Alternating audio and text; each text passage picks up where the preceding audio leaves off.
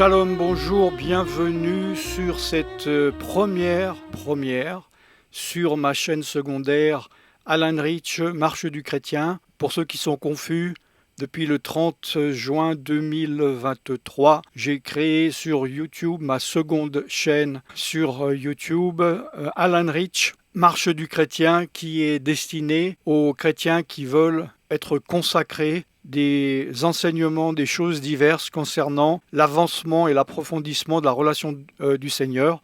Évidemment, dans ma chaîne principale, restez abonnés. Je continue à mettre évidemment des vidéos qui sont plus généralistes, plus prophétiques. C'est complémentaire. Alors nous sommes en première et j'ai demandé dans ma première vidéo de bienvenue que vous me donniez les sujets que vous voulez que je parle. Alors je vais, écoutez-moi bien, dommage pour ceux qui sont en retard, je ne vais pas faire une étude biblique sur chaque sujet, là j'en ai reçu 50 en 3 jours, 50 sujets différents. Je vais déjà développer, je vais parler de certains de ces sujets. Et si il y a vraiment un sujet, vous dites non, mais je veux absolument que vous approfondissiez, alors à ce moment-là, je pourrais faire un enseignement plus profond. Maintenant, n'oubliez pas que j'ai 4000 vidéos sur Internet, enfin il y en a 1300 je crois sur ma chaîne principale, et il y a des vidéos très importantes que peu de gens ont vues pour différentes raisons. Bref.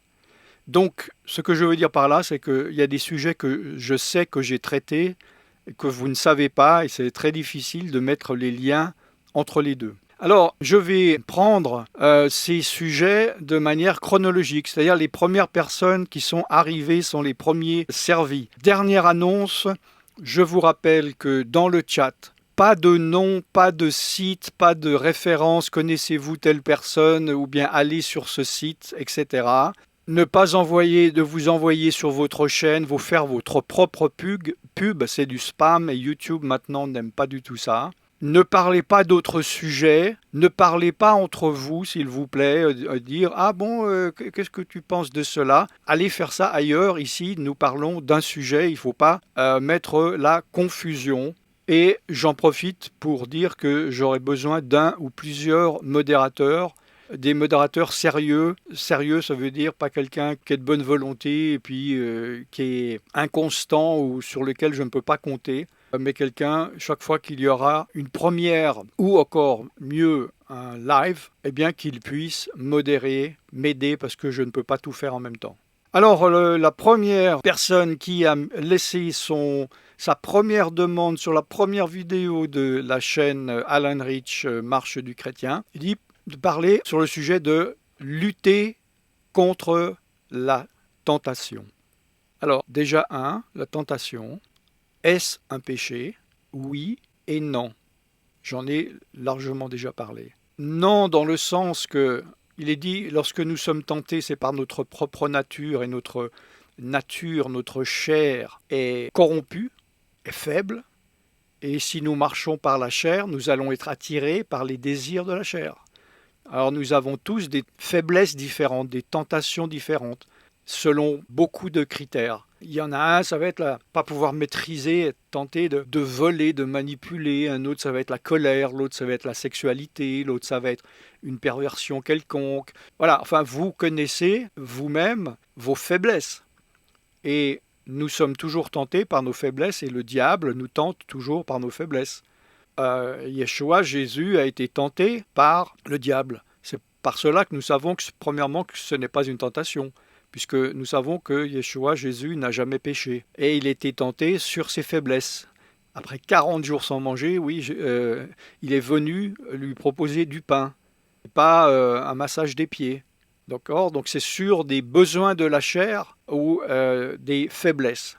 Donc, si nous faisons tout pour avancer avec Dieu, pour marcher par l'Esprit, pour nous confier en Dieu, pour nous fortifier, d'accord, il est dit, marchez par l'Esprit de Dieu et vous n'accomplirez pas les désirs de la chair, parce que les désirs de la chair ont des désirs opposés à ceux de l'Esprit et les désirs de l'Esprit de Dieu opposés à ceux de la chair.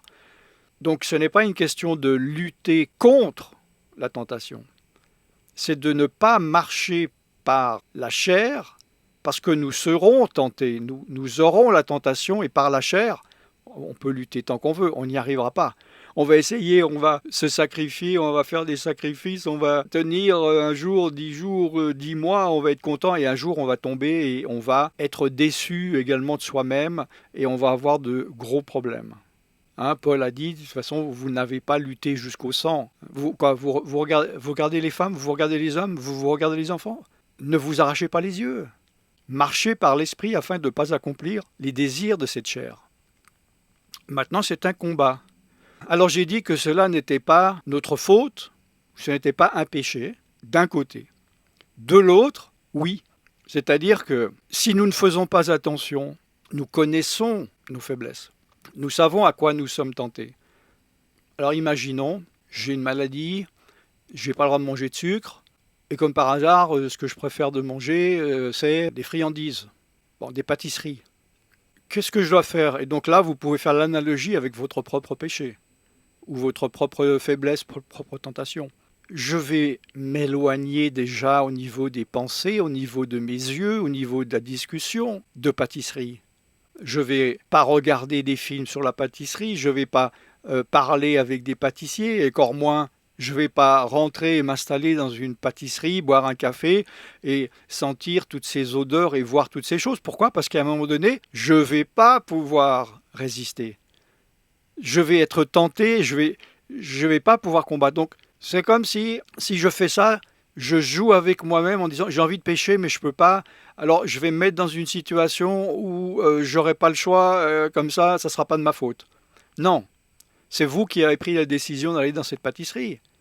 Vous avez un problème, les hommes avec des femmes, n'allez pas dans des discothèques ou des bars à prostituées ou des quartiers faciles. Vous avez des problèmes avec l'alcool. Mais n'allez pas boire. Alors vous allez me dire, oui, mais c'est à mon travail. Il y a une jolie femme, il y a un bel homme, tout le monde boit, et si je ne bois pas, je serai rejeté. Ben, soyez rejeté, soyez fort. Ne vous mettez pas dans une situation où vous dites, c'est pas de ma faute, de toute façon, je n'ai pas le choix. On a toujours le choix. Il n'y a aucune loi qui vous oblige à ne pas boire. Est-ce que ça va vous coûter votre progression dans le travail?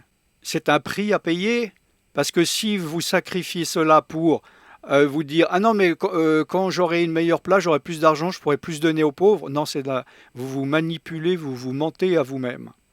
Il faut obéir à Dieu, et entre certaines fois et beaucoup de fois, cela a un prix. Et il faut être d'accord de payer ce prix pour ne pas tomber en tentation. Alors il y a des prix qui sont plus faciles que d'autres, et il y en a qui sont très difficiles.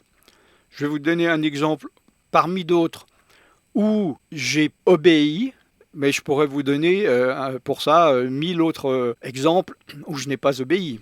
Mais je vous donne un exemple. Il y a de longues années en arrière, je vendais des choses, j'achetais en Asie, je revenais en Europe, je vendais soit des magasins, soit des marchés. Bon, je savais très bien que, écoutez-moi bien, 30% de mes ventes allaient se faire et se faisaient sur de l'astrologie, sur des signes bouddhistes, sur des signes ésotériques, sur des choses que je ne devrais pas vendre. Mais pour moi, ça n'a pas été difficile parce que venant de la sorcellerie, je sais que ce n'est pas un jeu. Je sais que c'est pas grave, Dieu il dit, mais donc pour moi, ça n'a pas été difficile du tout. Partout où j'allais, je voyais, non, ça j'achète pas, ça j'achète pas, ça j'achète pas. Et je savais que j'allais perdre 30% de mon chiffre d'affaires, mais je n'allais pas me maudire pour 30% de ma paye mensuelle. Vaut mieux être pauvre et dans la paix de Dieu que d'être enrichi et d'être sous l'influence du diable et dans l'angoisse et d'être loin de Dieu. Mais Dieu bénit, Dieu m'a béni, et je le sais. Pourquoi? Parce que je vendais ce que je vendais avec une facilité incroyable. Donc Dieu, ce que j'ai accepté de perdre, il me l'a rendu et beaucoup plus. Par exemple, j'avais un projet une fois de travailler pour 3 mois, parce que je devais partir une année, et je crois que c'est en 2 ou 3 semaines que j'ai fait ce que je pensais faire en 3 mois, malgré que j'avais 30% en moins de mes ventes. Alors, il ne faut pas être non plus dans la mentalité de se dire bon, je veux bien perdre 10 euros, mais si tu me les rends, ou bien je veux bien perdre 10 euros, mais si tu m'en donnes 100. Non, il faut faire ça à perte. Dieu, il bénit quand tu n'es pas attaché, quand tu t'en fiches. Si tu veux quelque chose par toi-même, si tu essayes de manipuler Dieu, c'est un jeu que tu vas perdre, mon frère ou ma sœur. Donc ça, ce sont des tentations. La tentation de ne pas déclarer des choses, des finances, la tentation de se dire oh bon, ouais, bon, on n'est pas marié, mais si on se marie, on va perdre de l'argent avec des impôts. Il n'y a qu'à rien à dire à l'église. Vous ne serez pas en paix. Vous ne serez pas en paix. Obéir à Dieu, ça a un prix. Il faut renoncer à soi-même. Il faut porter sa croix chaque jour. Deuxième sujet, alors très délicat. Enfin non, je ne vais pas en parler maintenant parce qu'il faut le traiter complètement ou pas du tout. Troisième sujet ou deuxième sujet pour vous, la sanctification. Je vais vous poser une question, j'aimerais que vous y répondiez. Vite fait comme ça, comme si j'étais en face de vous, vous n'allez pas dire laissez-moi vous réfléchir, je vous enverrai une lettre. Qu'est-ce que ça veut dire la sanctification? Qu'est-ce que ça veut dire être saint? Répondez-moi. 5, 4, 3, 2, 1. Bon, il y en a qui n'ont pas répondu, j'ai bien entendu. Il y en a qui ont dit je ne sais pas, j'ai entendu. Je pense que beaucoup de chrétiens ont dit la sanctification, c'est se purifier, devenir saint, devenir meilleur, être sans péché. Alors oui et non, mais la sanctification est tellement importante qu'il faut que vous sachiez ce que ça veut dire. Sanctifier, ça veut simplement dire être séparé. C'est tout. Vous êtes séparé d'eux. Vous êtes sanctifié. Par déduction ou analogie, etc., cela veut dire être pur, être sans péché, etc. Pourquoi? Parce que être séparé de quoi? Soyez séparés des autres nations. Soyez séparés de l'esprit du monde. Soyez séparés de tel péché. Oui, soyez mis à part. Mettez-vous à part pour Dieu afin que les souillures du monde ne vous touchent pas, afin que, en étant consacré à Dieu et séparé des choses du péché, vous allez pouvoir marcher dans la justice, la droiture, et c'est ça qu'on appelle la sainteté. Comme Yeshua Jésus a dit, vous êtes dans le monde, mais vous n'êtes pas du monde. Il y a tant de chrétiens qui vivent dans le monde, et il y a tant d'églises qui sont dans les valeurs du monde et leur rapport au péché, les valeurs morales sont fluctuantes par les décennies qui passent. Oh, le monde accepte ceci maintenant, allons-y. C'est partout comme ça, pourquoi ça ne serait pas dans l'église? Non. Vous couchez avant le mariage, c'est pas grave, etc., etc., etc. Non. L'assemblée, c'est être le contraire, c'est être dans un halo, dans une capsule à part, loin de l'esprit du monde et dans l'esprit de Dieu et dans les valeurs morales de Dieu. Et on ne doit pas prendre le monde, l'esprit du monde, et le mettre dans l'assemblée. Comme on dit, beaucoup de chrétiens, ils ont un pied dans l'assemblée et un pied dans le monde. Le dimanche, ils s'habillent bien et ils font bonjour monsieur, bonjour madame. Je suis le bon chrétien et le restant de la semaine, je suis un bon païen. Non, la sanctification, c'est être mis à part. Et pas que le samedi ou le Shabbat pour ceux qui le font, pas seulement pour le dimanche ou pour le culte, pas seulement pour les réunions de prière ou pas seulement quand on travaille pour Dieu. La sanctification, la mise à part, c'est continuel, c'est chaque jour, c'est un travail individuel et personnel avec Dieu, se mettre dans la présence de Dieu dans la prière, c'est se couper, se mettre à part du monde, se mettre à part de notre chair. Ne me dites pas que vous êtes saint ou sanctifié si vous ne prenez pas du temps avec Dieu, soit dans sa parole et dans la relation avec lui tous les jours. Autre sujet, notre position en tant que disciples face à l'évangile édulcoré des églises. Alors, j'ai déjà beaucoup parlé de cela. Allez voir la playlist sur l'église sur mon site principal Preacher Alan Rich. J'ai beaucoup parlé de l'Église spirituelle, universelle de Dieu, l'Église locale, la vraie Église, la vraie assemblée locale, la fausse Église, l'Église babylonienne, l'Église de Rome, l'esprit de Romain, l'esprit du soleil, blablabla, etc. Donc je vais parler de choses que je n'ai pas trop parlé. Je pense que quand ce frère ou cette sœur parle de l'évangile édulcoré dans les églises ou dans les assemblées, il parle d'un évangile où il n'y a pas de responsabilité, où on ne vous demande rien, où vous ne devez rien faire, où on ne s'intéresse pas trop de connaître votre morale personnelle ou votre vie personnelle, qu'on ne veut pas choquer, voilà, etc. Pourquoi? Il faut comprendre que selon les assemblées locales, ça dépend s'ils font partie d'une dénomination ou d'une alliance, d'une grande dénomination. Ils ont des comptes à rendre à leurs supérieurs et ils ne peuvent pas dévier de certaines doctrines. Et dans le cas également d'une église, d'une assemblée indépendante, un des grands soucis d'un responsable d'assemblée, c'est que l'église se vide ou qu'elle ne se remplisse pas. Pourquoi? Parce qu'il a des frais financiers et il doit payer le loyer au travers, voilà, ça dépend ses doctrines, de la dîme, des offrandes volontaires, etc. Et le meilleur moyen pour vider son église, c'est de dire la vérité. C'est de rester biblique. Il n'y a aucun endroit sur la terre, il n'y a aucun endroit sur la terre. Vous prenez 1000 personnes au hasard, 1000 chrétiens sur la terre, de n'importe quelle culture, de n'importe quel pays, de n'importe quel niveau spirituel, vous les mettez dans une assemblée. Et vous faites un évangile édulcoré, tout va bien, le Seigneur vous aime, ne vous inquiétez pas, vous allez bientôt être au ciel, etc. Blablabla. Une année après, voilà, il y aura 800 personnes. Il y a quoi 20% de personnes qui auront disparu. Ou bien vous prêchez l'évangile, vous prêchez la repentance, vous prêchez le péché, vous dites que ça vous ne devez pas le faire, que vous devez obéir à Dieu, que vous devez avancer avec Dieu, que vous devez vous impliquer, etc. Il restera 30 personnes au bout d'une année. C'est mathématique. C'est pas possible autrement. Je connais très bien le système ecclésiastique. J'ai été invité dans des églises catholiques dans le monde. J'ai été invité dans des églises orthodoxes. J'ai été invité dans diverses dénominations protestantes, évangéliques, charismatiques, post-charismatiques, et j'en passe. Je sais comment ça fonctionne. J'ai fait partie de pastoral. Je suis dans le milieu depuis 1979. Je suis chrétien depuis 77, 77. Je connais un peu. Et je sais de quoi je parle. Alors la question c'est notre position en tant que disciple.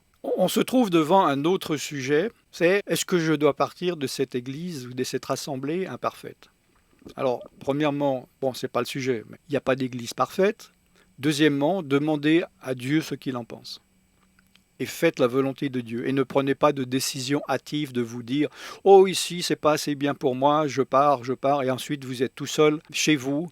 Et votre seule source, c'est d'écouter des gens comme moi sur Internet. Non, moi, je dois être quelqu'un de complémentaire. Donc, faites-le moi savoir si vous voulez que je parle de ce sujet de dois-je quitter l'église locale, etc., etc. Autre sujet, comment cheminer vers une vraie intimité avec Yeshua Jésus-Christ? Alors, la question est intéressante. J'aimerais préciser quelque chose.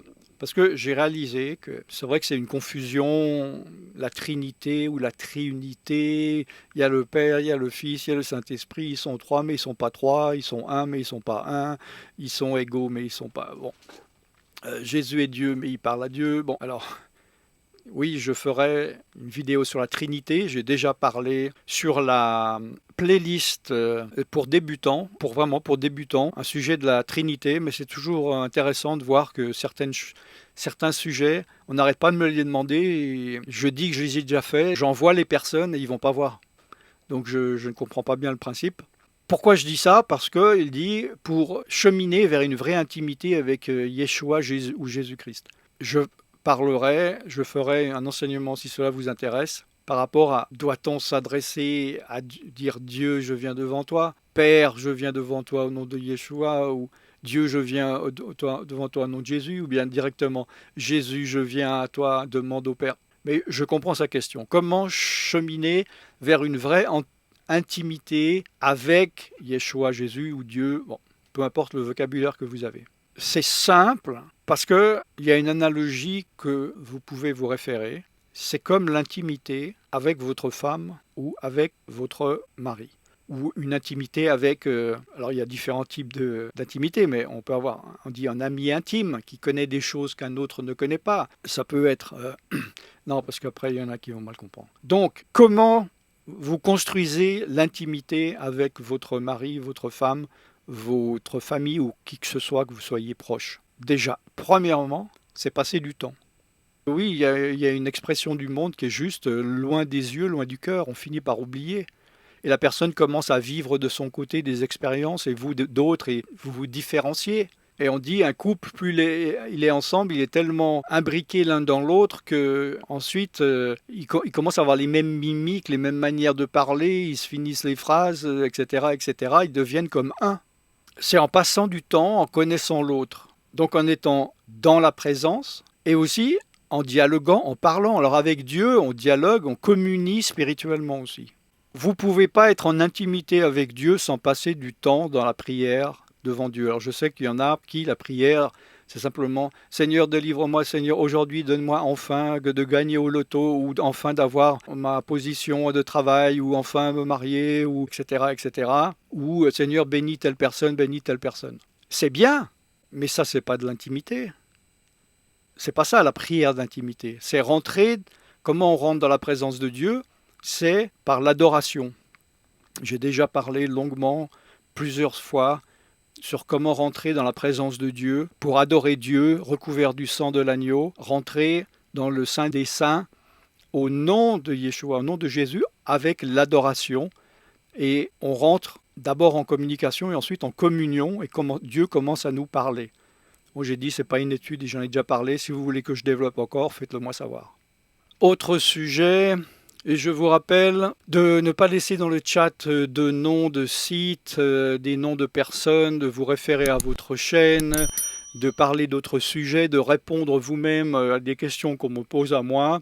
Et j'ai besoin de modérateurs, j'ai expliqué ça au début de la vidéo. Question, comment interagir avec nos proches et amis qui ne voient que le chemin large, si je peux m'appeler ainsi.